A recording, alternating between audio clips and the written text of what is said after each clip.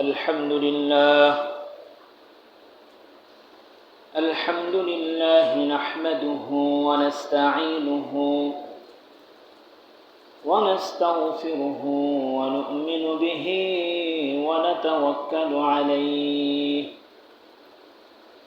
ونعوذ بالله من شرور أنفسنا ومن سيئات أعمالنا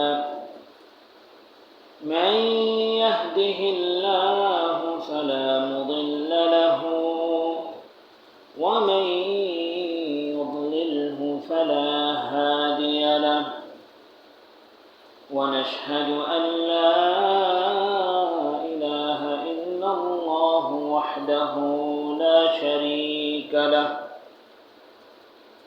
ونشهد أن سيدنا ومولانا محمدا عبده ورسوله أرسله بالحق بشيرا ونذيرا وداعيا إلى الله بإذنه وسراجا وقمرا منيرا أما بعد أعوذ بالله من الشيطان الرجيم بسم الله الرحمن الرحيم يا أيها الإنسان إنك كادح إلى ربك كدحا فملاقيه فأما من أوتي كتابه بيمينه فسوف يحاسب حسابا يسيرا وينقلب إلى أهله مسرورا صدق الله العظيم وصدق رسوله النبي الكريم ونحن على ذلك من الشاهدين والشاكرين إن الله وملائكته يصلون على النبي يا أيها الذين آمنوا صلوا عليه وسلموا تسليما اللهم صل على محمد وعلى آل محمد كما صليت على إبراهيم وعلى آل إبراهيم إنك حميد مجيد اللهم بارك على محمد وعلى آل محمد كما باركت على إبراهيم وعلى آل إبراهيم إنك حميد مجيد الحمد لله আল্লাহর দরবারে অসংখ্য অগণিত শুকরিয়া যে আল্লাহ সুবহানাহু ওয়া তাআলা আমাদেরকে পৃথিবীর শ্রেষ্ঠ জীব শ্রেষ্ঠ মানব হিসাবে আল্লাহ তাআলা দুনিয়াতে প্রেরণ করেছেন। সাইয়্যিদুল আইয়াম, জুমার দিন সাইয়্যিদুল মাকান, পবিত্র মসজিদ, এই মসজিদে আসার তৌফিক দান করেছেন। সবাই দিল থেকে বলে আলহামদুলিল্লাহ। আলহামদুলিল্লাহ। আল্লাহ সুবহানাহু ওয়া তাআলার দরবারে অসংখ্য শুকরিয়া, তিনি আমাদেরকে পরিপূর্ণ সুস্থ রেখেছেন, শুক্রবারের জুমার নামাজ পড়ার সুযোগ করে দিয়েছেন। এই জন্য আবার শুকরিয়া আদায় করি আলহামদুলিল্লাহ। আল্লাহ রাব্বুল আলামিন বলেন, হুদাল্লিন নাস হুদাল্লিল মুত্তাকিন, আল কোরআন হুদাল্লিন নাস। যে কোরআন মানুষকে হেদায়েতের জন্য মানুষের সংবিধান হিসেবে আল্লাহ তাআলা নাজিল করেছেন। বলেন সুবহানাল্লাহ। আল্লাহ রাব্বুল আলামিন সেই কোরআনে কারীমে সূরাতুল ইনশিকাক এর ভিতর থেকে কয়েকখানা আয়াত তেলাওয়াত করা হলো। এই সূরার প্রথম ইদাস সামাউ শাক্কাত, প্রথম আয়াত থেকেই সূরার নামকরণ করা হয়েছে, যার অর্থ হলো ভেঙে যাওয়া, চূর্ণ বিচূর্ণ হয়ে যাওয়া। আল্লাহ রাব্বুল আলামিন বলেন, ইদাস সামাউ শাক্কাত, যখন আসমান চূর্ণ বিচূর্ণ হয়ে যাবে, সাত আসমান ভেঙে জমিনের মাঝে পড়ে যাবে।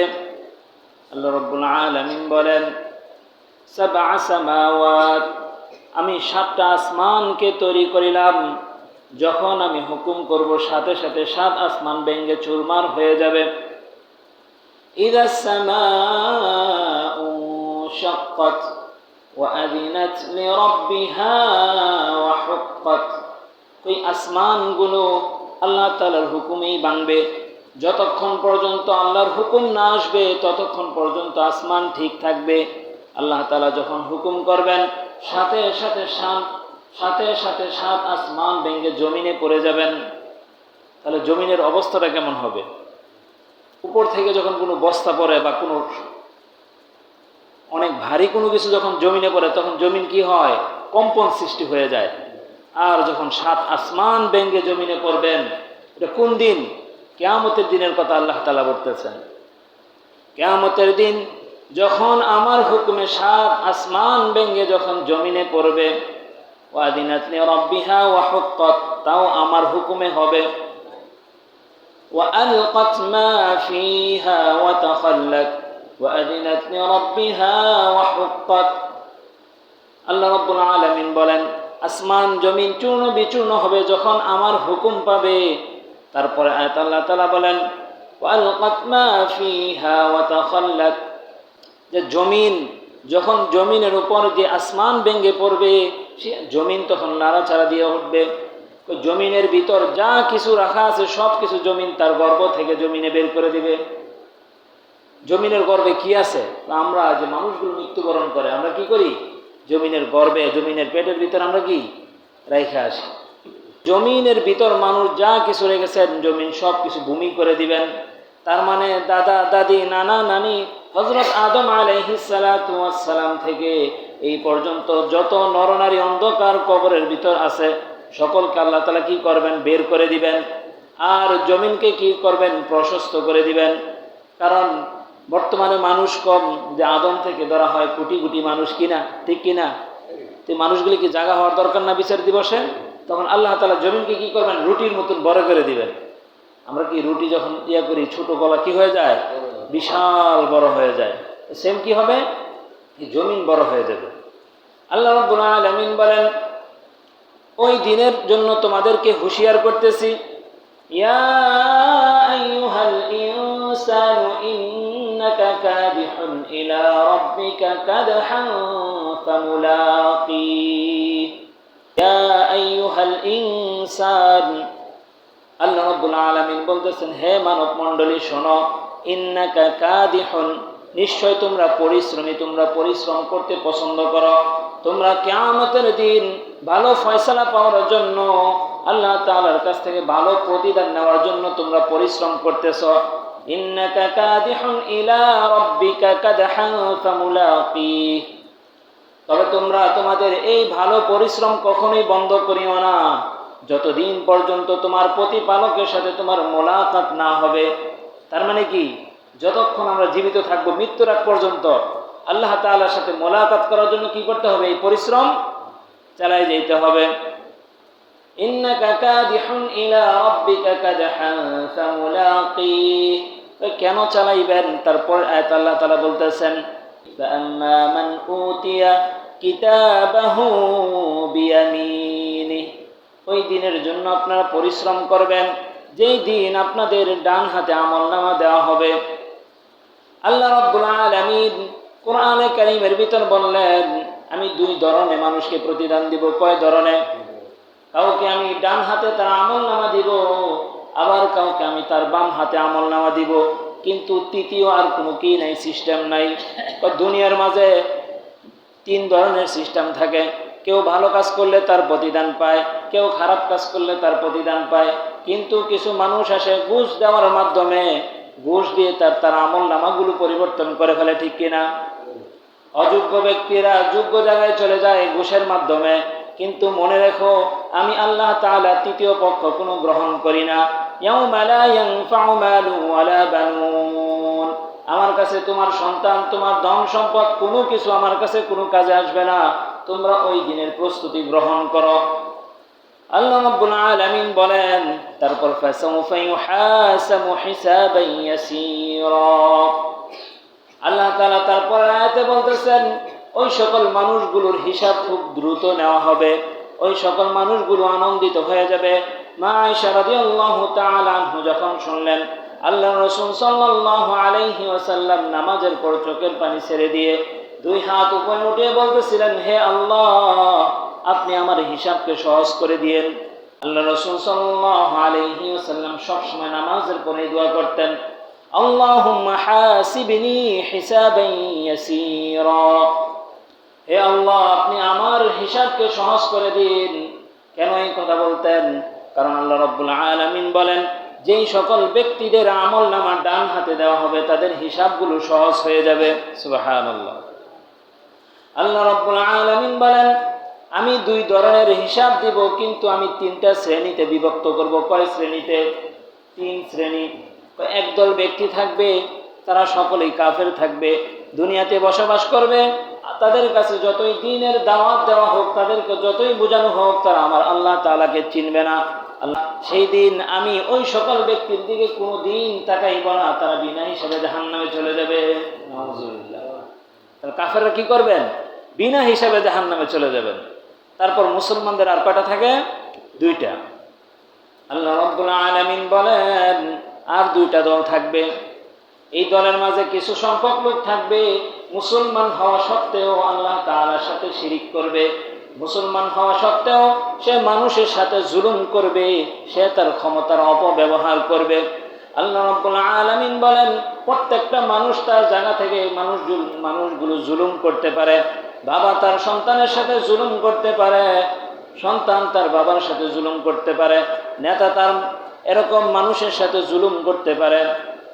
জুলুমগুলো কেমন? বাবার কাছে ক্ষমতা আছে, কিন্তু তার ছেলেগুলো বড় হয়ে গেছে, কিন্তু তাদেরকে বিবাহ করে না, এমন বাবা আছে কি নাই? এটা তার সন্তানদের উপর জুলুম করা হচ্ছে। সন্তানদের বয়সগুলো চলে যাচ্ছে, সন্তানদের যৌবন শেষ হয়ে যাচ্ছে, কিন্তু বাবা তার সন্তানদেরকে বিবাহ করাচ্ছেন না। এটা কি সন্তানের উপর বাবার জুলুম? তারপর বাবা তার সন্তানদেরকে এত কষ্ট করে লালন পালন করলেন, কষ্ট করে মাথার ঘাম পায়ে ফেলিয়ে তার মহামূল্যবান সম্পদ দিয়ে সন্তানদেরকে লেখাপড়া করাইলেন। আজকে সন্তানগুলো বড় হয়ে গেল, সরকারি চাকরি করে, এক একজন এক এক কাজ করে। তারপর যখন বাবাগুলো বৃদ্ধ হয়ে গেল, ওই সন্তান তার বাবাকে ঘর থেকে বের করে দিল, বৃদ্ধাশ্রমে পাঠিয়ে দিল। যখন তার সন্তানের কাছে ক্ষমতা চলে আসলো, তার বাবার সাথে জুলুম করলো। এটা কি জুলুম হইল কি হইল না? তার সন্তান তার বাবার সাথে জুলুম করলো। সেম একই রকম ভাবে চেয়ারম্যান তার কর্মীদের সাথে জুলুম করে। চেয়ারম্যানই পাওয়ার পূর্বে কতগুলো শর্ত দেয়, কত কথা বলে, মানুষের দ্বারে দ্বারে যায়, বারে বারে যায়, গিয়া বলতে থাকে, আমাকে যদি ভোট দেন আমি নিঃসন্দেহে আপনাদেরকে শান্তি উপহার দিব, এই করে দিব, সেই করে দিব, কত প্রতিশ্রুতি দেন। কিন্তু যখন চেয়ারম্যান হয়ে যায় তার আর কোনো খোঁজ খবর থাকে না। তার মানে চেয়ারম্যান তার কর্মীদের সাথে কি করলেন? জুলুম করলেন। আল্লাহ রাব্বুল আলামিন বলেন, ওই দিন ওই সকল ব্যক্তিগুলা বিপদগ্রস্ত হয়ে যাবে যারা মানুষের সাথে জুলুম করেছে এবং আল্লাহ তাআলার সাথে শিরিক করেছে। ওদের জন্য কি হবে? আল্লাহ রাব্বুল আলামিন বলেন, তাদের অবশ্যই শাস্তি হবে, কিন্তু শাস্তি দেওয়ার পর তাদেরকে জান্নাত দেওয়া হবে। কিন্তু কিছু সংখ্যক মানুষ আছে, সমাজে বসবাস করছেন, ঈমান আনয়ন করছেন, আল্লাহ তাআলাকে ভয় করেছেন, কিন্তু শয়তানের ধোঁকায় পড়ে অনেক ধরনের গুনাহ করে ফেলেছেন। আল্লাহ তাআলা রব্বুল আলামিন বলেন, যদি তুমি শিরিক না করে থাকো আর অন্য ব্যক্তিদের সাথে জুলুম না করে থাকো, তাহলে আমি আল্লাহ তাআলা কিয়ামতের দিন তোমাকে বিনা হিসাবে জান্নাত দিয়ে দিব। সুবহানাল্লাহ। তার মানে খেয়াল করতে হবে আমাদের যাতে দুইটা জিনিস না হয়। কি কি? শিরিক। পৃথিবীর কোনো মানুষ শিরিক পছন্দ করে না, মানুষও করে না, আল্লাহ তাআলাও করে না। আপনার স্ত্রী যদি কারোর সাথে শরিক করে, পরক্রিয়া করে, লাইন করে, আপনারা কি পছন্দ করবেন? করবেন না। সব ভুলের ক্ষমা আপনার কাছে আছে, পরক্রিয়ার ক্ষমা আপনার কাছে নেই। আল্লাহ তাআলা সেম একই কথা বললেন যে সকল কিছুর ক্ষমতা আছে, কিন্তু আমার সাথে যখন কেউ শিরিক করে এটা আমি আর মানতে পারি না। এই জন্য কি বলছেন? শিরিক করা যাবে না। আরেকটা কি বললাম? জুলুম। এক কথায় যার যার যে স্থান আছে সেই জায়গা থেকে ক্ষমতার অপব্যবহার করাকে কি বলা হয়? জুলুম। এটা থেকে আমাদেরকে অবশ্যই সচেতন থাকতে হবে। আল্লাহ রাব্বুল আলামিন বলেন, যখন দুনিয়ার মানুষগুলো কোনো কাজকর্ম করে, যখন তারা দুনিয়াতে কোনো পরীক্ষা দেয়, কোনো চাকরির পরীক্ষা হইতে পারে, কোনো তার ক্লাসের পরীক্ষা হইতে পারে, যখন ওই ব্যক্তি যখন কোনো ভালো রেজাল্ট করে, সাথে সাথে সে আনন্দিত হয়ে যায়। সে যখন রাস্তা দিয়ে হাঁটতে থাকে, মানুষকে বলতে থাকে আমি A+ পেয়েছি, আমি সরকারি চাকরির পরীক্ষা দিয়েছি, পাস করেছি, বলে কি বলে না? সে খুশিতে একাই কথাগুলো বলতে থাকে। মিষ্টির দোকানে গিয়ে বলে ভাই আমি A+ পেয়েছি। মিষ্টির দোকানদারকে জিজ্ঞাসা করে ভাই আপনি কি A+ পেয়েছেন? জিজ্ঞাসা করে না। রাস্তা দিয়ে ওই ছেলে যখন হাঁটতে থাকে, যার সাথে দেখা হয়, ভাইজান দোয়া করেন আমি A+ পাইছি, ভাইজান দোয়া করেন আমার সরকারি চাকরি হয়ে গেছে। কেন বলে? কারণ তার রেজাল্টটা কি ভালো আসছে, কারণ সে সুন্দর একটি চাকরি পাবে। আল্লাহ তাআলা রব্বুল আলামিন বলেন, কিয়ামতের দিন সকল মানুষ আছেন যাদের আমলনামা যখন ডান হাতে চলে আসবে, ওই সকল ব্যক্তিরা আনন্দে আত্মহারা হয়ে যাবেন। ফাসাউফা ইউহাসাবু হিসাবান ইয়াসীরা। পরাতে বলেন ওয়ায়ানকালিবু ইলা আহলিহি মাসরুরা। যখন বান্দা তার আমলনামা যখন ডান হাতে পেয়ে যাবেন, সে খুশিতে এমন আত্মহারা হবেন, একদরে ফুলসিরাত পার হয়ে যাবেন। সুবহানাল্লাহ। ফুলসিরাত পার হয়ে সাথে সাথে জান্নাতে ঢুকবেন। জান্নাতে ঢুকে সে তার বাবাকে খুঁজতে থাকবে, বাবা কই তুমি? আজকে দেখো আমি সাকসেস হয়ে গেছি। দুনিয়াতে তোমরা বলছিলে কোথায় তুমি দাওয়াতি কাজ করো, কি করো না করো, তুমি তো শেষ হয়ে যাচ্ছ।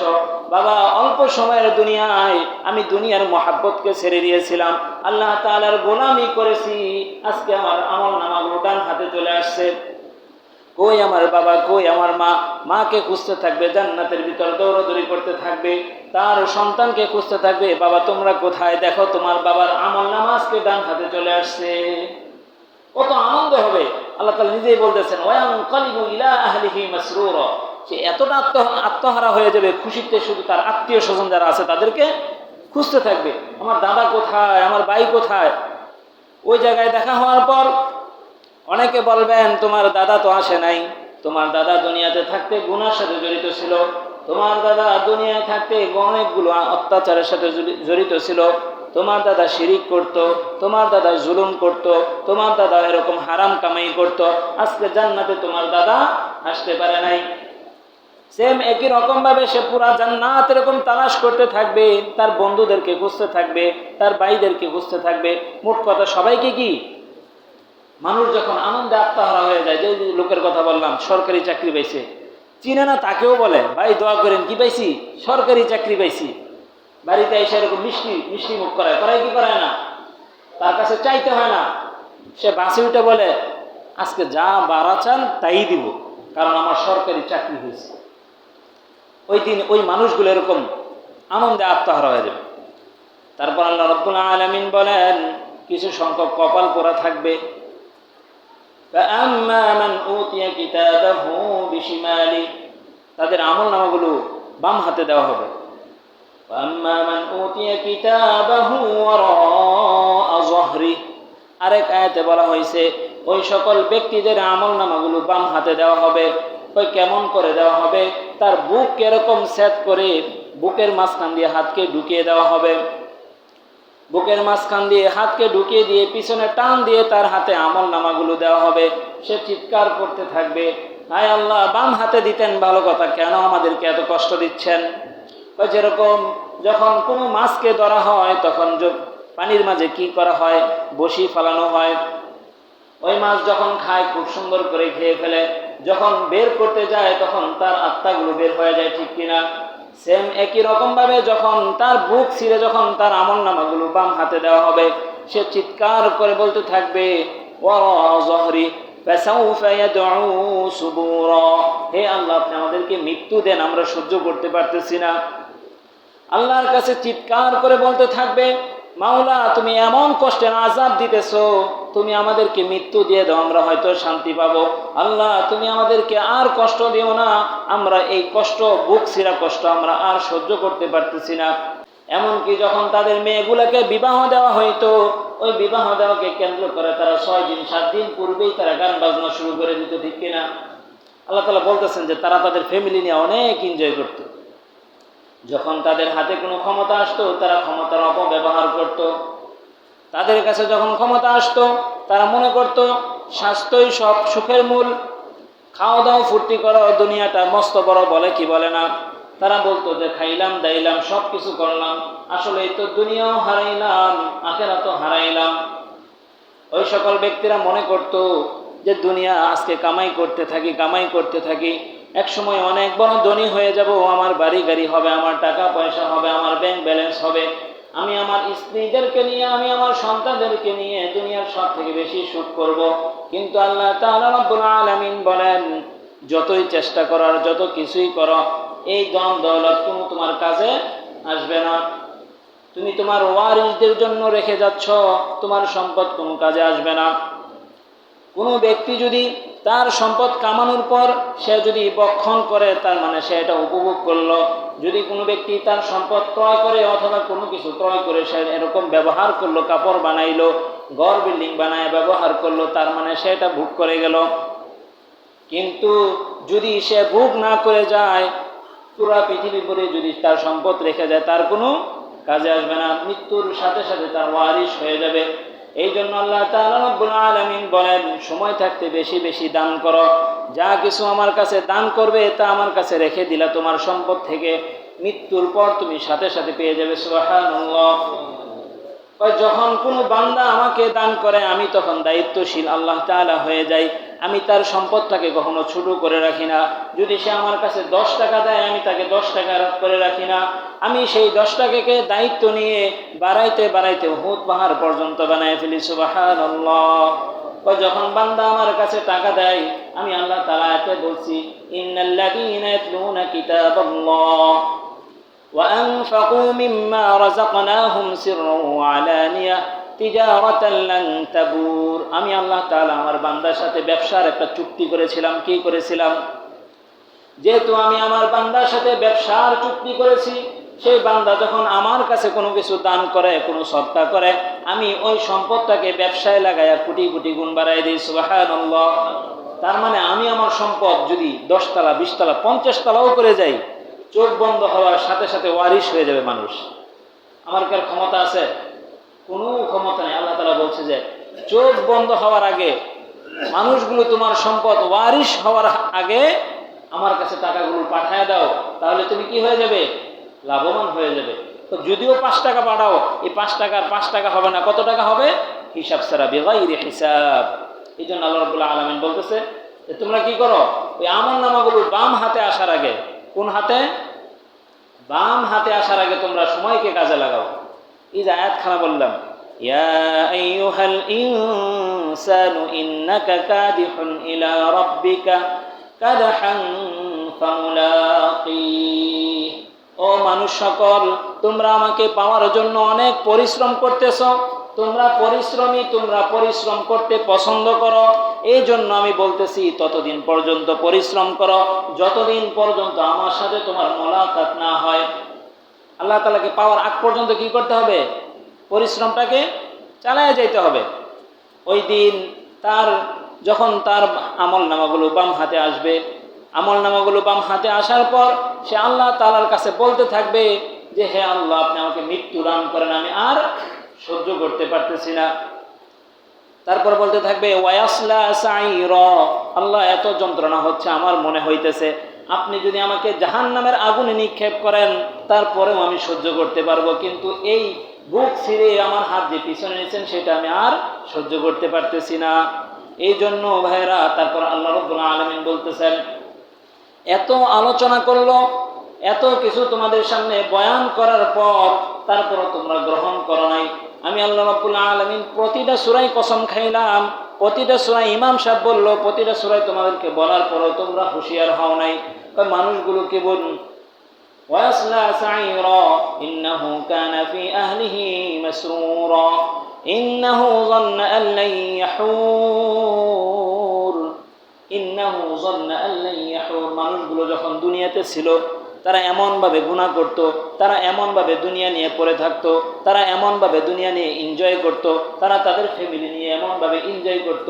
ইন্নাহু যান্না আন লা ইয়াহুর, তারা মনে করত যে মনে হয় আল্লাহ তাআলা আমাদের হিসাব নেবেন না, তারা মনে করত আমার আল্লাহ তাআলার কাছে যাওয়া লাগবে না, আমরা এনজয় করতে থাকি, মৃত্যুর পরেও কি এনজয় করতে থাকবো।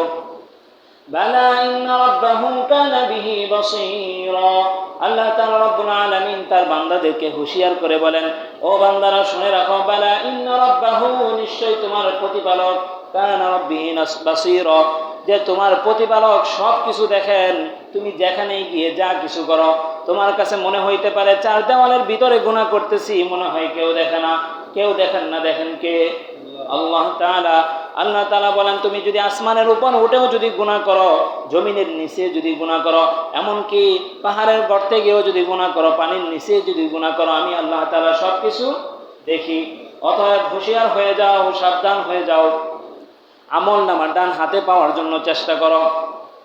বালা ইন্না রাব্বাহু কানা বিহি বাসীরা, তারপর আল্লাহ রাব্বুল আলামিন বলতেছেন, আবার কসম খাইতেছেন, ফালা উকসিমু বিশ-শাফাক ওয়াল-লাইলি ওয়ামা ওয়াসাক ওয়াল-কমারি ইযা ইত্তাসাক লাতারকাবুন্না তাবাকান আন তাবাক ফামা লাহুম লা ইউমিনুন।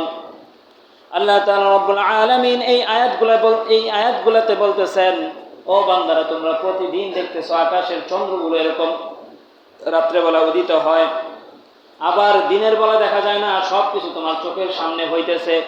পশ্চিম আকাশে যে লালিমাগুলো দেখতেছো কিছুক্ষণ পর বিলীন হয়ে যাচ্ছে, এরকম কি আসমান জমিন তোমাদের সামনে সব কিছু এরকম উপস্থাপনা করে দেওয়া হলো।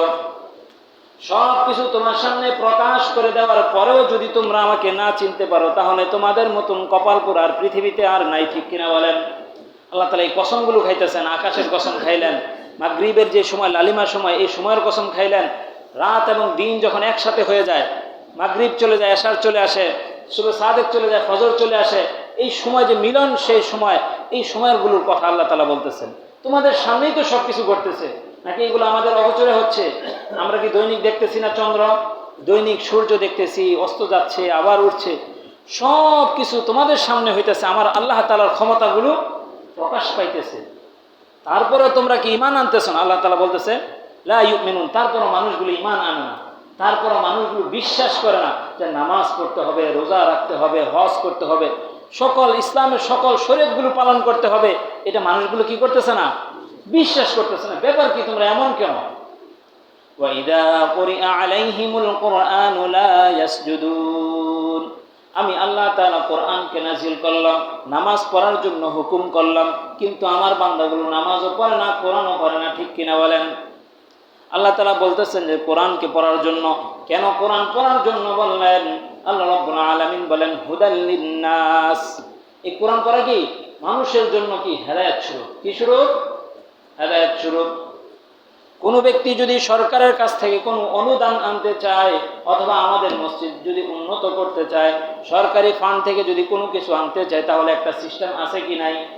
অবশ্যই আছে। যখন এরকম যারা অফিসারের কাছে যাওয়া হবে, বা কোনো ব্যক্তি এরকম শুধু সিগনেচার দিয়ে দেয়, কি দিয়ে দেয়? যদি সিগনেচার দেওয়ার পর কোনো মূর্খ ব্যক্তি বলে, আপনি বলছেন আমাদের মসজিদের জন্য 2 লাখ টাকা দিবেন, 2 লাখ টাকা দিবেন, আপনি কেন সিগনেচার দিলেন? আপনি আমাকে টাকা দেন, কোনোদিন কি দিবে? কোনোদিন দিবে না। কারণ ওই 2 লাখ টাকা কি ব্যাংক থেকে নিতে হবে। কোথা থেকে নিতে হবে? ব্যাংক থেকে। এখন যদি মনে করে যে না, আমি ব্যাংক থেকে নিব না, ওনার কাছ থেকে নিব, তাহলে কোনোদিন কাজ হবে না। আল্লাহ তাআলা রব্বুল আলামিন বলেন, হুদাল লিন্নাস, আমি মানুষের জন্য হেদায়েত স্বরূপ রেখেছি। আমি মানুষের উপর হেদায়েতকে মঞ্জুর করে দিয়েছি। আমি মানুষের কল্যাণ, মানুষের হেদায়েত আমি এর উপর সিগনেচার দিয়ে দিয়েছি। যদি তুমি তোমার হেদায়েত চাও, তুমি যদি তোমার সাকসেস চাও, তুমি যদি তোমার আমল নামাগুলো ডান হাতে চাও, তুমি যদি জান্নাতে যেতে চাও, তাহলে তুমি কোরআনকে বেশি বেশি কি করো? কোরআন তেলাওয়াত করো। আল কোরআন দাস্তুরুনা, কোরআন হলো তোমাদের সংবিধান। কোরআনকে যদি কোনো ব্যক্তি আঁকড়ে ধরে তাহলে সে সরাসরি জান্নাতে চলে যাবে। সুবহানাল্লাহ। সেম একই রকম ভাবে আল্লাহ তাআলা বললেন, আমি তোমাদের হেদায়েতকে সিগনেচার করে দিলাম, এখন তুমি কোরআনকে আঁকড়ে ধরো। কোরআনকে যত তুমি আঁকড়ে ধরবে, কোরআনকে তুমি যত মহাব্বত করবে, তুমি বান্দা আমার কাছে তত বেশি দামি হয়ে যাবে। সুবহানাল্লাহ। দুনিয়াতে আপনারা একটু খেয়াল করবেন, দুনিয়াতে দেখবেন মানুষ কোরআন শরীফ পড়ার জন্য রিহাল তৈরি করে। যেই রিহালকে তৈরি করা হয় মাত্র 5-10 টাকার কাঠ দিয়ে, কদম কাঠ, যার কোনো দাম নাই, এই কদম কাঠ দিয়ে কোনো কিছু তৈরি করা যায় না। কিন্তু অল্প টাকার যদিও হয়, কিন্তু যখন রিহালকে বানানো হয়, বানানো হওয়ার পর কোনো ব্যক্তি আর সেই কাঠের মাঝে পাও লাগায় না, নাকি পাও লাগায়? কেউ পাও লাগায় না। যদি বলে ওই কাঠের মাঝে পাও লেগে যায়, সাথে সাথে তার মা বাবা বলতে থাকে, আগে সালাম করো তারপর অন্য কাজ করো। কিন্তু এই দামটা কেন হইল? কোরআনের সাথে তার মহাব্বত থাকার কারণে, কোরআনের সাথে সে লাগার কারণে সে দামি হয়ে গেছে। সেম একই রকম ভাবে দেখেন, আপনার বাড়িতে কত সুন্দর খাট আছে, অনেক দামি দামি খাট, অনেক দামি, 70,000 1 লাখ, কিন্তু তার কোনো দাম নাই। প্রতিদিন পাড়া দিতেছি, তারপর এটার উপর আমরা ঘুমাইতেছি, সব কিছু এটার উপর করতেছি, তার দাম নাই। কারণ হলো তার কোরআনের সাথে কি নাই? সম্পর্ক নাই। আল্লাহ তাআলা তার বান্দাদেরকে বলে দেন, যদি তোমরা দামি হইতে চাও, যদি তোমরা তোমাদের আমল নামাগুলো ডান হাতে পেতে চাও, তাহলে তোমাদের হৃদয়কে কোরআনের সাথে লাগাও। আল্লাহ তাআলা এই যে আয়াতগুলোর পরে এই আমল নামাগুলো ডান হাতে পাওয়ার জন্য কি আরেকটা শর্ত কি?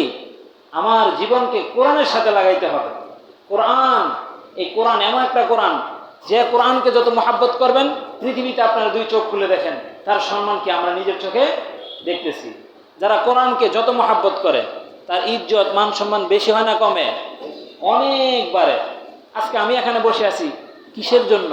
কোরআনকে মহাব্বত করেছি, কোরআন শিক্ষা অর্জন করেছি, কোরআনের দাওয়াত আপনাদের কাছে পৌঁছে দিতেছি বিদায় আপনাদের সামনে বসে দিছি, ঠিক কিনা? এই জন্য আল্লাহ তাআলা বলতেছেন যে তারপরেও মানুষগুলো কোরআন পড়ে না। তারপরেও যখন আমার বাণীগুলো আসে, যখন এতাআতের কথা বলা হয়, আনুগত্যর কথা বলা হয়, তখন মানুষগুলো সেজদা করে না। কোন মানুষগুলো সেজদা করে না? কোন মানুষগুলো কোরআন পড়ে না? আল্লাহ তাআলা বলেন, বালিল্লাযীনা কাফারু ইউকাযযিবুন, ওই সকল ব্যক্তিরা কি? কাফের, মুশরিক, তারা মিথ্যা কথা বলে। আজকে আপনারা চোখ বন্ধ করে দেখেন, যারা কোরআন পড়েন না তারা মিথ্যা কথা বলেন না সত্য কথা বলেন? মিথ্যা কথা বলেন। আল্লাহ তাআলা বলতেছে, বালিল্লাযীনা কাফারু ইউকাযযিবুন, মানুষগুলো জানে বুঝে তারপরেও মিথ্যা কথা বলে, আল্লাহ তাআলার হুকুমগুলো মানতে পারে না। কাফের কাদেরকে বলা হয়? যেই সকল ব্যক্তিরা আল্লাহ তাআলার হুকুম মানে না, তারাই কি কাফের।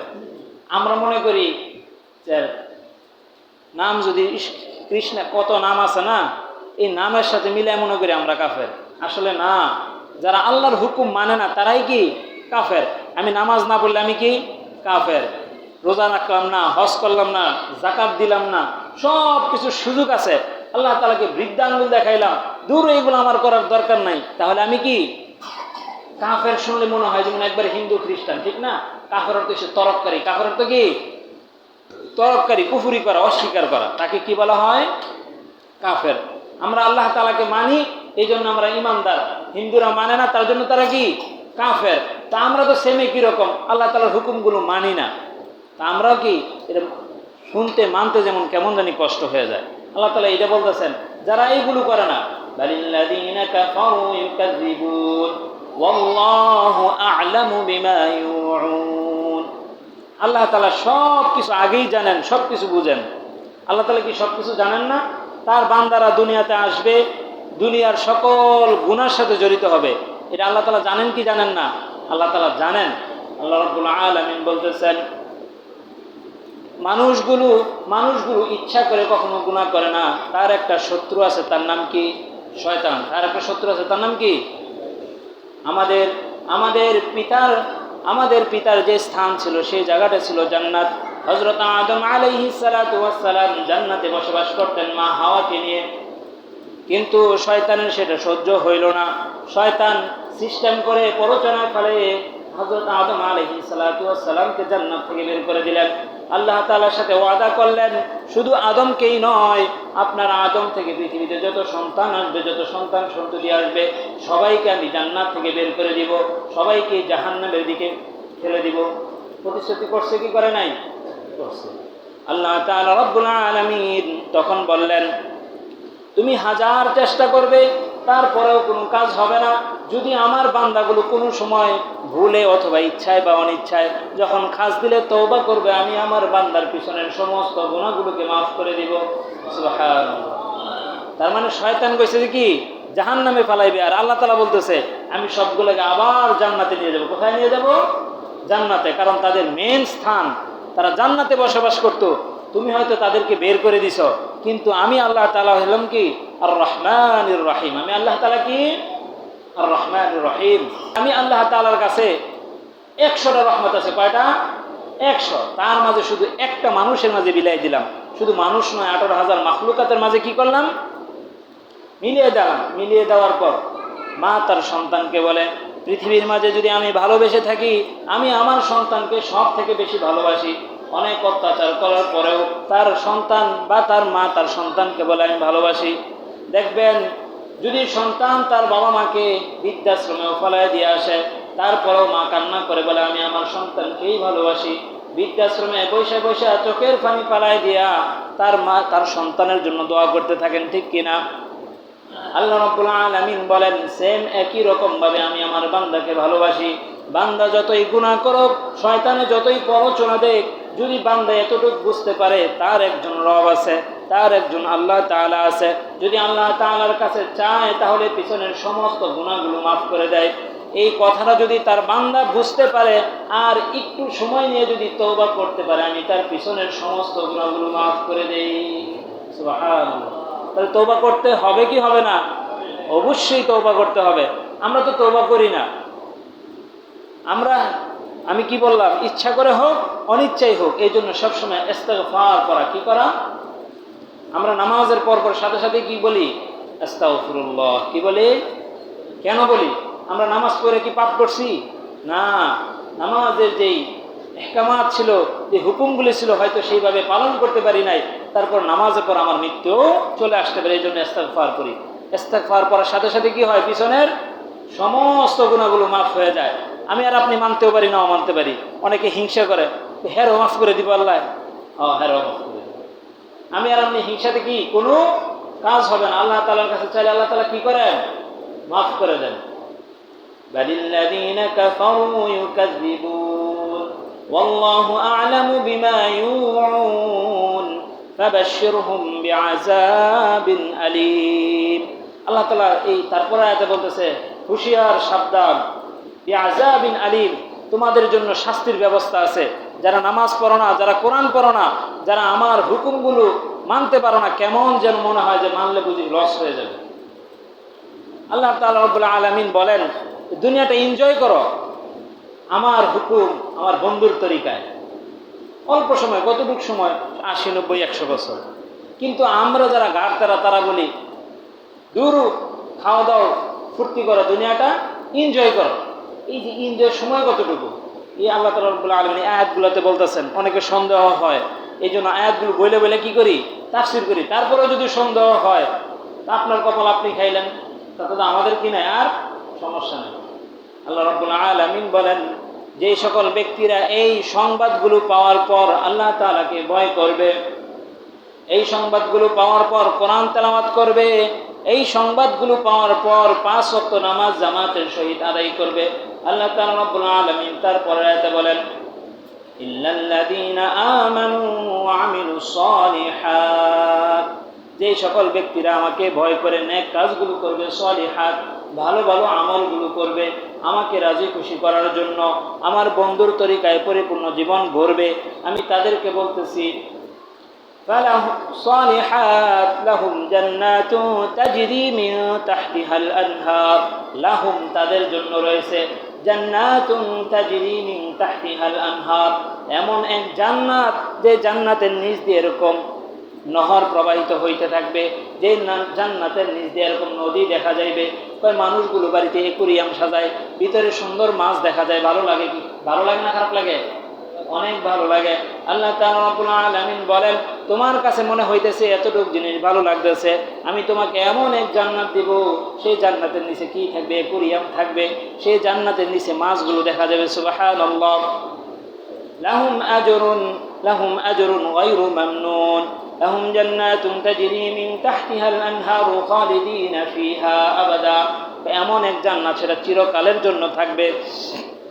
এমন নয় 1 মাসের জন্য দেওয়া হবে বা 2 বছরের জন্য দেওয়া হবে, এরকম নয়। যে জান্নাত তোমাকে দেওয়া হবে খালিদিনা ফিহা আবাদা, চিরকাল। দুনিয়ার সময় শেষ হয়ে যাবে 50 বছর, 80 বছর, 100 বছর পর, কিন্তু তোমাকে যে প্রতিশ্রুতি দিয়েছি আমি আল্লাহ তাআলা জান্নাত দিব, সেই জান্নাতের সীমানার কোনোদিন শেষ হবে না। সুবহানাল্লাহ। লাহুম আজরুন গায়রু মামনুন। আর এটাই হলো সবচেয়ে বড় প্রতিদান। এটা কি সবচেয়ে বড় প্রতিদান না? দুনিয়াতে একতলা দোতলা পাইবেন, বা একতলা দোতলা 70 বছরে করতেছেন, এর বেশি তো না। অনেকে টিনের ঘর থেকেই বের হইতে পারতেছে না। পারতেছে? 70 বছর 80 বছর কামাই করার পর তার টিনের ঘরটাকে পরিবর্তন করতে পারতেছে না। টিনের নিচেই তার জীবন শেষ হয়ে গেছে। আল্লাহ তাআলা রাব্বুল আলামিন বলতেছেন যে সব থেকে বড় এমন এক প্রতিদান দেওয়া হবে তোমাকে। তুমি টিনের ঘরে থাকো, রাস্তায় থাকো, যেখানেই থাকো, যদি আমাকে খুশি করার জন্য আমল করে থাকো, তোমাকে এমন এক জান্নাত দিব, যেই জান্নাত, যাকে একবারে সর্বোচ্চ ছোট জান্নাত দেওয়া হবে, সেটাও কি দুনিয়ার 10 দুনিয়ার সমান। কয় দুনিয়ার সমান? 10 দুনিয়ার সমান। 10 জায়গা না, 10 দুনিয়া। 10টা বাংলাদেশ না, পৃথিবী কিন্তু বিশাল বড়। এরকম 10টা দুনিয়ার সমান একটা জান্নাত দেওয়া হবে। এটা কাকে দেওয়া হবে? যেই মোমেনকে 1000 বছর শাস্তি দেওয়ার পর তাকে খুশি করার জন্য ছোট একটা জান্নাত দিবে। সেটা কতটুকু বড়? 10 দুনিয়া। আর যেটা বিনা হিসাবে পাইবেন, এটা যে কয় দুনিয়ার সমান এটা কল্পনাও করতে পারবেন না। এই জন্য সময় থাকতে কি করেন? নিজেকে পরিবর্তন করেন, নিজেকে পরিবর্তন করার চেষ্টা করেন, সকল ভালো কাজে নিজেকে লাগাইবার চেষ্টা করেন। আমরা তো ভালো কাজ নিজেও করি না, আরেকজনকে করার জন্য সহযোগিতাও করি না। এই জন্য আমরা সবাই কি করব? ভালো কাজ করব। ভালো কাজের মধ্যে আরেকটা আছে, ইসলামী হুকুমত কায়েম করা। আমরা যদি আমাদের যে ভোট, এটা অনেক সময় চাইতে হয়তো আমার ইমানি দায়িত্ব হিসেবে চাইতেছি। মুসলমান হিসাবে আল্লাহর কোরআন সংবিধানের নেওয়ার দায়িত্ব কার? আমাদের না হিন্দুদের? আমাদের না? কিন্তু আমাদের মহামূল্যবান ভোটটা কোথায় দেই? ফেসিবাদদেরকে দেই। দেই কি দেই না? দুনিয়ার সামান্য স্বার্থের জন্য 30 বছর যেই খাওয়া আমি খামু, আমার ফুট 10টার বিদেশ সরাই দেব, তাতে আমার কোনো লাভ হবে না। একটা ভোট যদি কেউ আল্লাহ তাআলাকে খুশি করার জন্য, যে আল্লাহ তোমার হুকুম কায়েম করার জন্য আমি দিতেছি, কোনো দলকে নির্দিষ্ট করে না, ইসলামিক দল অনেকগুলো আছে, আছে কি নাই? আমার সর্বোচ্চ ইমানি দায়িত্ব হলো, যে কোনো ইসলামী দলকে যদি আমি দেই, মৃত্যুর পর এটা বলতে পারবো যে আল্লাহ হয়তো গুনাহ করছি, কিন্তু একটা ভোট দিছিলাম তোমাকে রাজি খুশি করার জন্য, যাতে দেশে কোরআন হাদিস কায়েম হয়। অনেকে মনে মনে বলতে পারে, হুজুরের ভোটের কথা, আমি বিএনপি করি, আমি আওয়ামী লীগ করি, হুজুর তো ভোট লয়ে যেতেছে না। ইমানদার হিসাবে আমাদের করণীয় হলো, যাকে ইচ্ছা ইসলামী দলকে দেওয়া। কাকে দেওয়া? যেই কোনো দল হইতে পারে ইসলামী দল। তাহলে একটা বলার সুযোগ আছে আল্লাহ তাআলার কাছে। আর না হলে, আমি আগেও বলছিলাম যে আমার ভোট যদি কোনো অপাত্রে পড়ে, আর ওই মানুষটা যদি গুনাহ করে, চুরি করে, ডাকাতি করে, লুটপাট করে, সব একটা অংশ আমার জন্য জাহান্নামে বরাদ্দ থাকবে। মানেন আর না মানেন, নাউজুবিল্লাহ বলবেন না। তো সময় থাকতে আমরা যেটা মনে করি, দেখেন 17 বছর আমরা ভোগ করছি না কষ্টে? যারা ভোগ করছে, হুজুর নাই, বিএনপি নাই, জামাত নাই, কোনো পার্টি বাদ যায় নাই, সবাই কিন্তু কষ্ট করছে। কষ্ট করছে কি করছে না? সবাই কষ্ট। বাজার করতে পারে না, চলতে পারে না, হায় হায় কি আফসোস। কিন্তু তারপর আমরা ইসলামকে সাপোর্ট করতে পারি না, ঠিক কিনা? কারণ আমাদের করণীয়, আমরা যদি মনে করি যে না, ফেসিবাদ আবার আসুক, আবার যদি ফেসিবাদকে দিই, আবার সকল শ্রেণীর মানুষই কষ্ট করবেন। আল্লাহ তাআলা বলতেছেন, মূল শান্তি আমরা কোথায় রাখছি? ইসলামের মাঝে। আপনি যতই পাকনামি করেন, যতই বুঝেন, আপনি যদি মনে করেন যে না, ভোটটা আমি আবাকের জায়গাতে দিব, কিয়ামতের আগে সুখের মুখ দেখবেন না। কারণ আমাদের কথা ভুল হইতে পারে, আল্লাহ তাআলার কথা কখনোই ভুল নয়। এজন্য ইসলামী হুকুমত কায়েম করার জন্য আমরা সবাই কি করব? চেষ্টা করবো। এখনই তো সময় নাকি? আল্লাহ তাআলা সবাইকে সকল ধরনের ভালো কাজে লেগে থাকার তৌফিক দান করুক। আল্লাহ তাআলা সবাইকে যাতে কিয়ামতের দিন আমল নামাগুলো ডান হাতে পায় ওইভাবে আমল করার তৌফিক দান করুক।